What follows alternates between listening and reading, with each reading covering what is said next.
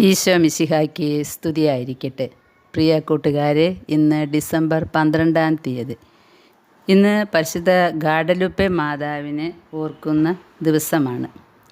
മെക്സിക്കോയിലെ ടോപ്പിയക് മലയിൽ കർഷകനായ ഹുവാൻ ഡിയോഗയ്ക്കും അയാളുടെ അമ്മാവനായ ബെർണർദിനോയ്ക്കും പരിശുദ്ധ അമ്മയുടെ ദർശനം ലഭിക്കുകയും അതിനോടനുബന്ധിച്ചുണ്ടായ അത്ഭുതങ്ങളുമൊക്കെയാണ് ഗാഡലുപ്പെ മാതാവിൻ്റെ ചരിത്രമായി വരിക. 1531 ഡിസംബർ മാസം 9-ാം തീയതി ശനിയാഴ്ച രാവിലെയാണ് ആദ്യ ദർശനമുണ്ടാകുന്നത്. അവിടെ നിന്ന് അങ്ങോട്ട് 4 പ്രാവശ്യം കൂടെ പരിശുദ്ധ അമ്മ ദർശനം കൊടുക്കുന്നു. പരിശുദ്ധ ഗാഡലുപ്പെ മാതാവിൻ്റെ തിരുനാളായി ഡിസംബർ 12-ാം തീയതി അവസാനത്തെ പ്രത്യക്ഷീകരണ ദിവസം ഈ തിരുനാളായിട്ട് നമ്മൾ ആഘോഷിക്കുകയാണ്. വലിയ അത്ഭുതങ്ങൾ നടക്കുന്ന ഒരു സ്ഥലമാണ് ഇവിടെ. പരിശുദ്ധ അമ്മയുടെ ആ ചിത്രം കോടിക്കണക്കിന് ജനങ്ങൾ വന്ന് അത്ഭുതകരമായ സൗഖ്യവും മറ്റും വാങ്ങി മടങ്ങുന്ന ഒരു കാഴ്ച നമുക്കവിടെ കാണാം എന്നാണ് പറയുന്നത്.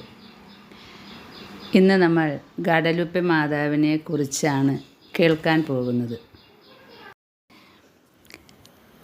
പരിശുദ്ധ അമ്മ മാതാവ് സഭയിൽ പല സ്ഥലത്തും പ്രത്യക്ഷപ്പെടുത്തുന്നതിൻ്റെ ഓർമ്മകൾ നമ്മൾ ആചരിക്കുന്നുണ്ട്. അതിൽ സഭ അംഗീകരിച്ച ഒരു മരിയൻ ദർശനമാണ് ഗ്വാദലുപ്പെ മാതാവ്. 1531 മെക്സിക്കോയിൽ ഹുവാൻ ഡിയോഗയ്ക്ക് ലഭിച്ച ഒരു ദർശനത്തിലൂടെയാണ് ഈ ഒരു മാതാവിൻ്റെ പേര് വരുന്നതും വലിയ അത്ഭുതങ്ങൾ നടന്ന് അവിടെ ഇത് ആഘോഷിക്കുന്നതും ഓർമ്മിക്കുന്നതുമെല്ലാം അങ്ങനെയാണ് ഉണ്ടാകുന്നത്. ഏകദേശം 2 കോടിയോളം തീർത്ഥാടകർ വർഷം തോറും സന്ദർശിക്കുന്ന ഗാഡലുപ്പെ മാതാവിൻ്റെ ചരിത്രം തുടങ്ങുന്നത് 1531 ഇത് ഇപ്പോൾ എല്ലാവർക്കും അറിയാവുന്ന ഒരു ദർശനമാണ്. മെക്സിക്കോ സിറ്റിക്ക് സമീപമുള്ള ഈ ഗാഡലുപ്പയിൽ യുവാൻ ഡിയോഗ എന്ന് പറയുന്ന കർഷകൻ ഒരു ആസ്റ്റക് വംശജനായിരുന്ന അദ്ദേഹം ക്രിസ്തുമതം സ്വീകരിച്ച ഒരു വ്യക്തി ടെപ്പയാക്ക് കുന്ന് ചുറ്റി വളരെയധികം ദൂരം നടന്ന് ദിവ്യബലിയിൽ സംബന്ധിക്കാൻ ദിവസവും യാത്ര ചെയ്യുമ്പോൾ ഒരു ദിവസം ഡിസംബർ 9-ാം തീയതി ദേവാലയത്തിലേക്കുള്ള യാത്രാ മധ്യേ പക്ഷികളുടെ ശബ്ദം പോലെ തോന്നിച്ചതും അതേസമയം സുന്ദരമായൊരു സംഗീത ആലാപനത്തിൻ്റെ പ്രതീതി ജനിപ്പിച്ചതുമായ ഒരു അനുഭവം അദ്ദേഹത്തെ അവിടെ പിടിച്ചു നിർത്തി. അപ്പോൾ അവിടെ പ്രകാശമാനമായൊരു മേഘം കാണപ്പെട്ടു. ആ മേഘത്തിൽ നിന്ന് ആസ്റ്റക് രാജകുമാരിയുടെ വേഷവിധാനത്തോടു കൂടിയ സുന്ദരിയായൊരു സ്ത്രീ ഇറങ്ങി വന്ന് അദ്ദേഹത്തോട് സംസാരിച്ചു. അവർ സംസാരിച്ചു കൊണ്ടിരുന്ന സ്ഥലത്തൊരു ദേവാലയം പണിയണമെന്ന് മെത്രാനോട് ആവശ്യപ്പെടാനാണ് ആ സ്ത്രീ പറഞ്ഞത്. അതുപ്രകാരം മെക്സിക്കോ സിറ്റിയിലെ അന്നത്തെ മെത്രാനായിരുന്ന ഫ്രാൻസിസ്കൻ സഭാംഗമായ യുവാൻ ഡി സുമറാഗയോട് സംഭവിച്ച കാര്യങ്ങൾ വിശദമായി പറഞ്ഞു കേൾപ്പിച്ചു. ഈ കഥകളെല്ലാം മെത്രാൻ ശാന്തമായിട്ട് കേട്ടു. എന്നാലും ആവശ്യം അംഗീകരിക്കാനായിട്ട് അദ്ദേഹം തയ്യാറായില്ല. മെത്രാൻ എന്താണ് പറഞ്ഞതെന്നറിയാൻ വഴിയരികിൽ അതേ സ്ഥാനത്ത് ആ സ്ത്രീ മടക്കയാത്രയിൽ കാത്തു നിൽക്കുന്നുണ്ടായിരുന്നു. സംഭവിച്ച കാര്യങ്ങളൊക്കെ യുവാൻ ഡിയോഗ അറിയിച്ചു. പക്ഷേ നാളെ ഇതേ ആവശ്യവുമായിട്ട് മെത്രാനെ സമീപിക്കാനാണ് നിർദ്ദേശിച്ചത്. അങ്ങനെ ഈ കാര്യങ്ങൾ മെത്രാനെ ബോധ്യപ്പെടുത്താൻ താൻ അശക്തനാണെന്നും അതുകൊണ്ട് കൂടുതൽ പ്രാപ്തിയുള്ള വേറെ ആരെങ്കിലും ഏൽപ്പിക്കുകയാണ് നല്ലതെന്നും അദ്ദേഹം പറഞ്ഞു. പക്ഷേ യുവാൻ ഡിയോഗ തന്നെ പോണമെന്ന് ആ സ്ത്രീ നിർബന്ധിച്ചു. അടുത്ത ദിവസം ഏറെ സമയത്തെ കാത്തിരിപ്പിന് ശേഷമാണ് മെത്രാനെ കാണാൻ സാധിച്ചത്. എല്ലാം കേട്ട് കഴിഞ്ഞപ്പോൾ മെത്രാൻ ഇവനോട് സംസാരിച്ച സ്ത്രീയോട് വിശ്വസിക്കാൻ പര്യാപ്തമായൊരു അടയാളം ചോദിക്കാൻ ആവശ്യപ്പെട്ടു. അങ്ങനെ മടക്കയാത്രയിൽ അദ്ദേഹം വീണ്ടും ഈ സ്ത്രീയെ കണ്ടു, പറഞ്ഞ കാര്യങ്ങളൊക്കെ പറഞ്ഞു. പക്ഷെ പിന്നെ 2 ദിവസത്തേക്ക് ഈ ഡിയാഗയ്ക്ക് ദേവാലയത്തിലേക്ക് പോകാൻ സാധിച്ചില്ല. അദ്ദേഹത്തിൻ്റെ അമ്മാവൻ യുവാൻ ബെർണർഡിനോ പെട്ടെന്ന് രോഗബാധിതനായി തീർന്നു. അതുകൊണ്ട് 2-ാം ദിവസം രോഗം കലശലായപ്പോൾ സൗഖ്യം സാധ്യമല്ല എന്ന് തോന്നിയതിനാൽ രോഗീലേപനം നൽകേണ്ടതിന് ഒരു പുരോഹിതനെ വിളിക്കാൻ വേണ്ടി യുവാൻ ഡിയോഗോ പുറപ്പെട്ടു. വഴിയിൽ വെച്ച് വീണ്ടും ആ സ്ത്രീയെ കണ്ടുമുട്ടി. കാര്യങ്ങൾ പറഞ്ഞപ്പോൾ അമ്മാവൻ്റെ രോഗം മാറുമെന്നും മെത്രാനെ കാണാൻ പോകണമെന്നും ആ സ്ത്രീ നിർബന്ധിച്ചു. അതിനോടൊപ്പം തന്നെ യുവാൻ ഡിയോഗോയോട് എന്തുകൊണ്ടാണ് നീ കാര്യങ്ങൾ എന്നെ അറിയിക്കാത്തത് എന്നും ചോദിച്ചു അമ്മാവൻ്റെ രോഗവിവരം. എന്നിട്ട് മാതാവ് പറഞ്ഞു, ഞാൻ ഇവിടെ ഇല്ലേ, ഞാനാണ് നിങ്ങളുടെ അമ്മ. ബെർണർഡിനോ ഇപ്പോൾ തന്നെ സുഖം പ്രാപിച്ചു കഴിഞ്ഞു എന്ന് പറഞ്ഞു. അങ്ങനെ പരിശുദ്ധ അമ്മ ഇദ്ദേഹത്തോട് കുറച്ച് പൂക്കൾ പറിച്ചു കൊണ്ടുവരാൻ പറഞ്ഞു. അത് പൂക്കളുണ്ടാകുന്ന കാലമല്ല, കനത്ത മഞ്ഞു മൂടിയ ഡിസംബർ മാസത്തിൽ തരിശായി കിടക്കുന്ന ടോപ്പിയാക് മലയിൽ പൂക്കൾ കാണാറില്ല. പക്ഷേ ഹുവാൻ ഡിയോഗോ അന്ന് അത്ഭുതകരമായൊരു കാഴ്ച കണ്ടു.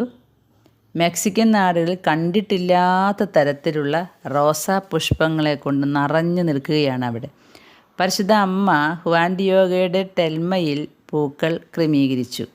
അതായത് മേൽവസ്ത്രം, ആ വസ്ത്രത്തിൽ പൂക്കൾ പ്രത്യേക തരത്തിൽ കെട്ടിവെച്ച് കൊടുത്തു. എന്നിട്ട് ബിഷപ്പിൻ്റെ അടുത്തേക്ക് പോയി കാണിച്ചു കൊടുക്കാൻ പറഞ്ഞു. അവിടെ എത്തിയപ്പോൾ അദ്ദേഹം തൻ്റെ മേലങ്കി തുറന്നു.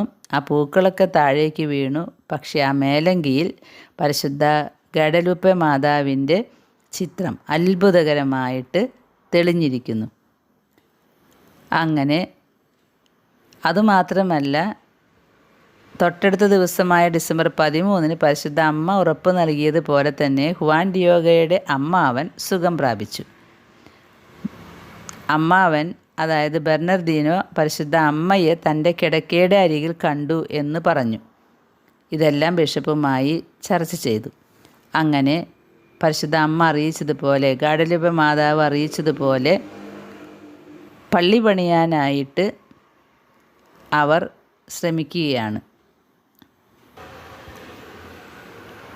മെത്രാൻ്റെ അടുത്ത് ഈ ചിത്രം കാണിച്ചു കൊടുക്കുമ്പോൾ മുൻപ് 2 പ്രാവശ്യവും വന്ന് ഈ സ്ത്രീയെക്കുറിച്ച് എങ്ങനെയാണോ വർണ്ണിച്ചിരുന്നത് അങ്ങനെ തന്നെയുള്ളൊരു ചിത്രമാണ് മെത്രാൻ കാണുന്നത്.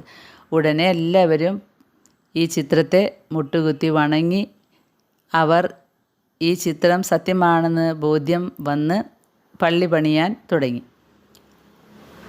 അതുപോലെ യുവാൻ ഡിയോഗോ വീട്ടിലെത്തിയപ്പോൾ സൗഖ്യമായിരിക്കുന്ന അമ്മാവനെ കാണുകയും അമ്മാവൻ പറഞ്ഞു, പ്രകാശത്താൽ വലയം ചെയ്ത സുന്ദരിയായൊരു സ്ത്രീ അവിടെ വന്നിരുന്നു എന്നും, എന്നിട്ട് പറഞ്ഞു അത്രേ, സ്വന്തം എൻ്റെ ചിത്രവുമായിട്ട് നിൻ്റെ മരുമകനെ ഞാൻ മെത്രാൻ്റെ അടുത്തേക്ക് പറഞ്ഞയച്ചിരിക്കുകയാണെന്നും അറിയിച്ചു എന്ന്. സാങ്ക്ത മരിയ ഡെ ഗാഡലുപ്പെ എന്ന പേരിലാണ് ആ ചിത്രം അറിയപ്പെടേണ്ടതും എന്ന് കന്യക അമ്മാവന് നിർദ്ദേശം നൽകിയിരുന്നു.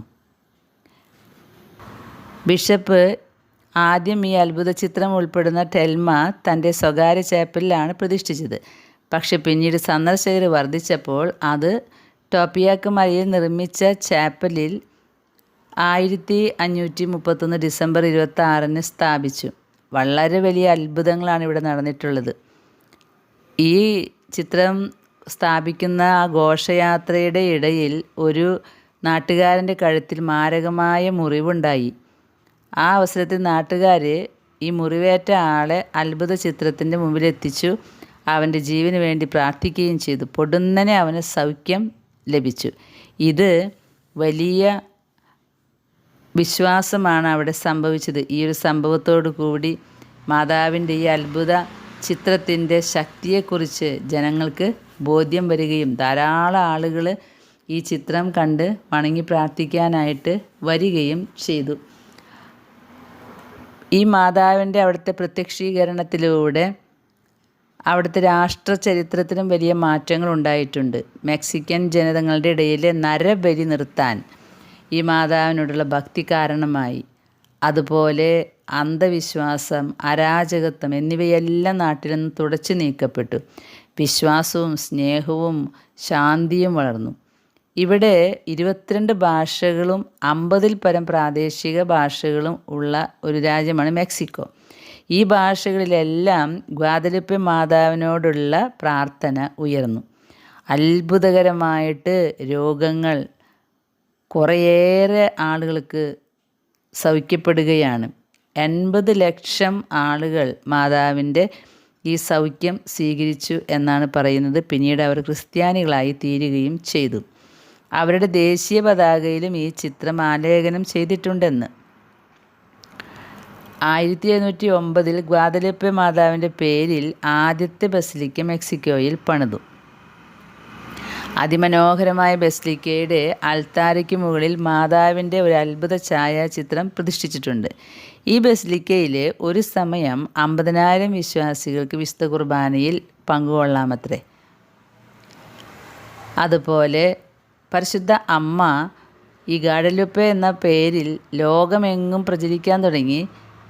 അമ്മയെ ഗർഭസ്ഥ ശിശുക്കളുടെ രക്ഷാധികാരി എന്നാണ് ഗാഡലുപ്പെ മാതാവ് അറിയപ്പെടുന്നത്. ഗർഭസ്ഥ ശിശുക്കളുടെ രക്ഷാധികാരി. അവിശ്വാസികളുടെ മനപരിവർത്തനത്തിനായും ഗർഭഛിദ്രം എന്ന തിന്മയ്ക്കെതിരായും മാതാവിൻ്റെ മാധ്യസ്ഥം അവർ തേടാറുണ്ട്. പിന്നെ കുറേ പേരുകൾ ഈ മാതാവിന് ഇട്ട് പ്രാർത്ഥിക്കുന്നുണ്ട് അവർ. അമേരിക്കയുടെ മാതാവ്, ഫിലിപ്പീൻസിൻ്റെ മധ്യസ്ഥ, അശനരുടെ അമ്മ, മാറാരോഗ സൗഖ്യദായക, ഇങ്ങനെയൊക്കെ പറയുന്നുണ്ട്. 1999 ഗാഡലുപ്പെ ബസിലിക്ക സന്ദർശിച്ച പരിശുദ്ധ ജോൺ പോൾ രണ്ടാമൻ മാർപ്പാപ്പ ഗാഡലുപ്പെ മാതാവിനെ അമേരിക്കയുടെ മധ്യസ്ഥ, തെക്കേ അമേരിക്കയുടെ രാജ്ഞി, ഗർഭസ്ഥ ശിശുക്കളുടെ സംരക്ഷക എന്നീ പേരുകൾ നൽകി ബഹുമാനിച്ചു. മാതാവിൻ്റെ ദിവ്യരൂപം പതിഞ്ഞ ഹുവാൻ ഡിയോഗയുടെ കുപ്പായം നൂറ്റാണ്ടുകൾ കഴിഞ്ഞിട്ടും ഒരു കേടും കൂടാതെ ഈ അൾത്താരയിൽ ഇന്നും സ്ഥിതി ചെയ്യുന്നു എന്നുള്ളതിന് മാതാവിൻ്റെ ഈ പ്രത്യക്ഷീകരണത്തിൻ്റെ വലിയൊരു ബോധ്യപ്പെടുത്തലാണത്. ഗാഡലുപ്പെ മാതാവിൻ്റെ അത്ഭുത രൂപം സ്ഥാപിച്ചിരിക്കുന്ന ഒരു പള്ളിയുണ്ട് കേരളത്തിൽ. കൽപ്പറ്റ മലങ്കര കത്തോലിക്ക ദേവാലയത്തിൽ ഗാഡലുപ്പെ മാതാവിൻ്റെ ഒരു ചിത്രം അവിടെ നിന്നും കൊണ്ടുവന്നത് bishop doctor Joseph Mar Thomas കൊണ്ടുവന്ന ഈ ചിത്രം അവിടെ വെച്ച് വലിയ പ്രത്യക്ഷീകരണങ്ങളൊക്കെ നടന്ന് വണങ്ങി പോരുന്നുണ്ട്.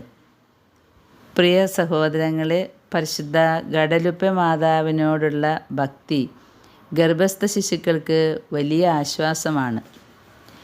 ഈ ഗാഡലുപ്പയിൽ വെളിവാക്കപ്പെടുന്ന സ്വർഗീയ ഇടപെടലുകളുടെ അസാധാരണത്വങ്ങൾ ഗോത്രവർഗക്കാരുടെ അനാചാരങ്ങൾ അനുഷ്ഠിച്ചിരുന്ന ഒരു സ്ഥലമായിരുന്നു ഈ ടെപ്പയാക്ക കുന്നുകൾ. അവിടെ നിന്ന് ഈ നരബലി ഒഴിവാകുന്നു എന്നതാണ് ഒരു സ്വർഗീയമായ അടയാളം. അതുപോലെ 7 വർഷം കൊണ്ട് 60 ലക്ഷം പേരുടെ മാനസാന്തരത്തിന് വഴിതെളിയിച്ചു. കത്തോലിക്ക സഭയുടെ ഏറ്റവും വലിയ മാനസാന്തര ചരിത്രമാണ് ഇത്.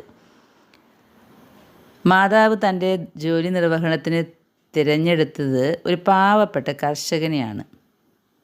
മാതാവ് കർഷകൻ്റെ പുറംകുപ്പായത്തിലാണ് സ്വന്തം ചിത്രം പതിപ്പിക്കുന്നത്. ഏറിയാൽ 30 വർഷമാണ് ഒരു ടിൽമയുടെ ആയുസ്, അതായത് പുറംകുപ്പായത്തിൻ്റെ ആയുസ്. അതിനെ അതിജീവിച്ച് ഇത്രയും വർഷങ്ങളായിട്ട് അത് ഇന്നും പുതുതായി തന്നെ കാണപ്പെടുന്നു. അതുപോലെ ഈ ടിൽമയിലെ ചിത്രത്തിൻ്റെ ഛായക്കൂട്ട് പലവിധ പരീക്ഷണങ്ങൾക്ക് വിധേയമാക്കപ്പെട്ടതാണ്. ഭൂമിയിൽ നിന്നുള്ള യാതൊന്നിൽ നിന്നും ഉണ്ടാക്കിയെടുത്തതല്ല അതിലെ ഛായക്കൂട്ടെന്ന് സംശയലേശമെന്നെ സ്ഥിരീകരിക്കപ്പെടുകയും ചെയ്തിട്ടുണ്ട്. മറ്റൊരത്ഭുതം, ഈ ചിത്രം സുരക്ഷിതമാക്കാൻ വേണ്ടി 1647 ഗ്ലാസ് കൊണ്ടൊരു സംരക്ഷണം നൽകി. 1921 അവിടെ ശക്തമായൊരു ബോംബ് സ്ഫോടനം ഉണ്ടായി. ചിത്രത്തിന് താഴെ വെച്ചിരുന്ന ഒരു പൂപ്പാത്രത്തിലായിരുന്നു ബോംബ് ഒളിപ്പിച്ചു വെച്ചിരുന്നത്.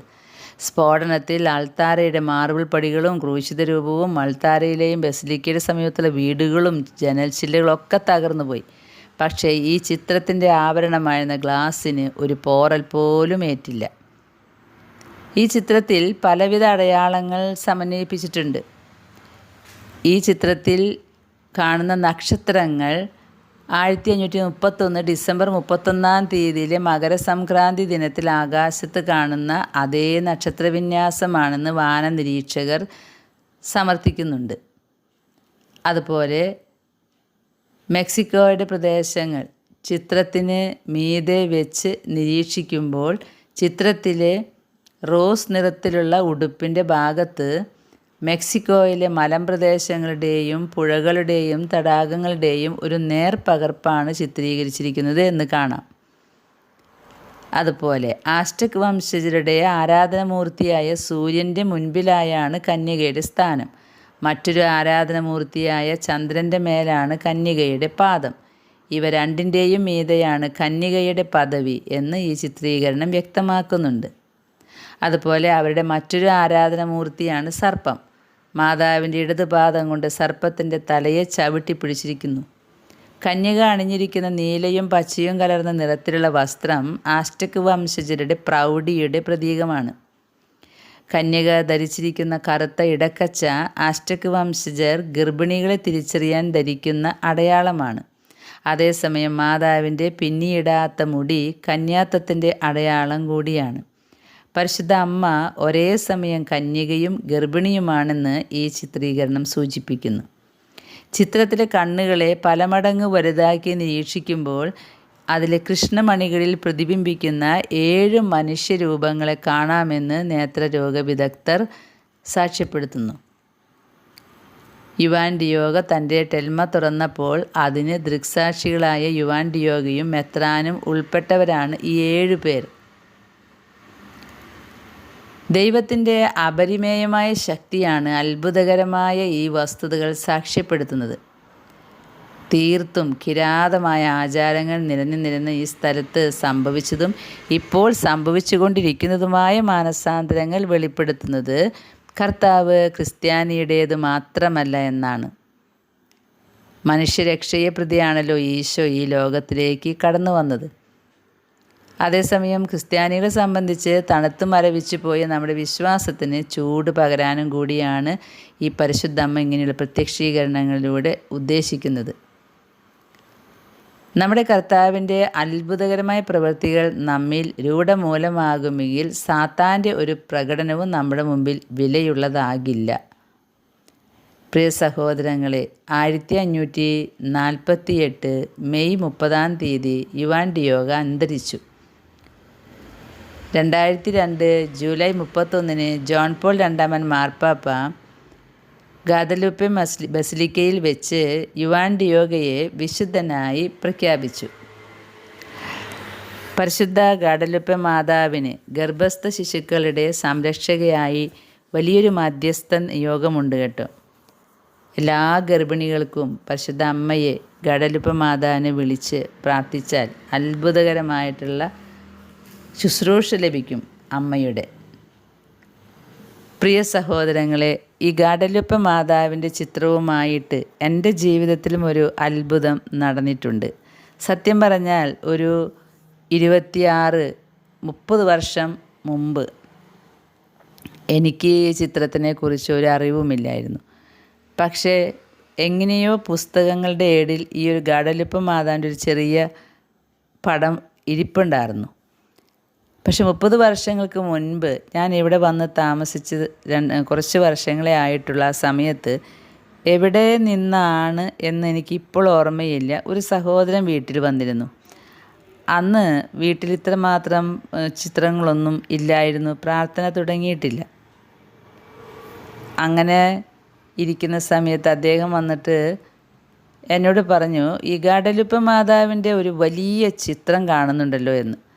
ഞാൻ പറഞ്ഞു, അത് ഇവിടെ ഇല്ല, ഇത്ര വലിയ ചിത്രം. അങ്ങനെ തപ്പിപ്പിടിച്ച് പുസ്തകത്തിൻ്റെ ഇടയിൽ നിന്ന് ഞാൻ ഇതാണോ കാണുന്നത് എന്ന് ചോദിച്ചു. അപ്പോൾ ചിത്രം ഇത് തന്നെ, പക്ഷേ ഇതല്ല, വലിയ വലിപ്പത്തിലൊരു ചിത്രം ഇവിടെ കാണുന്നുണ്ട് എന്ന്. ഞാൻ പറഞ്ഞു എനിക്കറിയില്ല എന്താണെന്ന് എന്ന്.